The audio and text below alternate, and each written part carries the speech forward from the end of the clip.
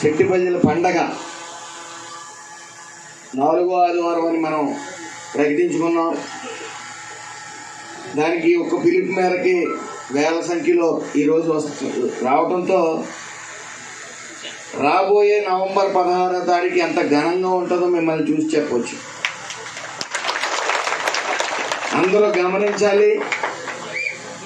అలనాడు కోనసీమ అల్లరంలో అమాయకులైన చాలామంది సెట్టిపల్లి యువతని ఈ కేసుల్లో ఇరికించబడ్డప్పుడు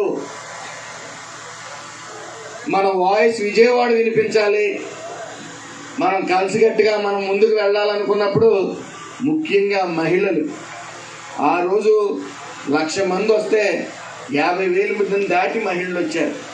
నేను ఎక్కడికి వెళ్ళి పిలుపుకి వెళ్ళినా సరే మేము ఉన్నాం, మేము వస్తాం, మీరు కంగారు పడకండి అన్నారు.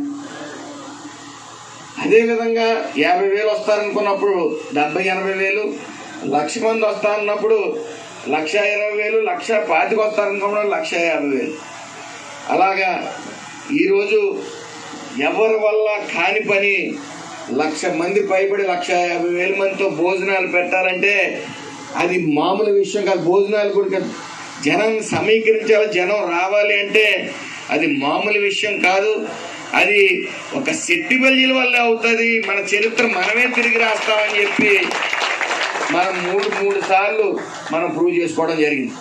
ఆ రోజు అమాయకుల కేసులు ఇరుక్కున్నప్పుడు పార్టీలు అతీతంగా ప్రతి వైపు నుంచి వచ్చి మీ వెనకాల మేము ఉంటామని చెప్పి అంటే ఆ రోజు నేను కేసుల్లో ఇరుక్కుని వచ్చిన తర్వాత చాలామంది అమాయకులు నా దగ్గరికి వచ్చి అంటే తల్లిదండ్రులు వాళ్ళని ఈ కులం అంటారు, గోత్రం అంటారు, ఎందుకు ఉపయోగం, కుల ఐక్యత అంటారు, ఎందుకు ఉపయోగం అంటే నేను సమాధానం చెప్పలేని పరిస్థితి.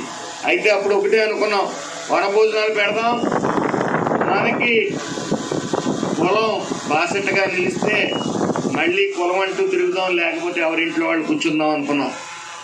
కానీ మేము సైతం మీ వెనకాల ఉంటాం, మీరు అమాయకులు అని చెప్పి గళమెత్తి మరి మీ ఆ రోజున మీరు గమనించాలి, బయటికి రావటానికి కూడా భయపడే రోజులవి.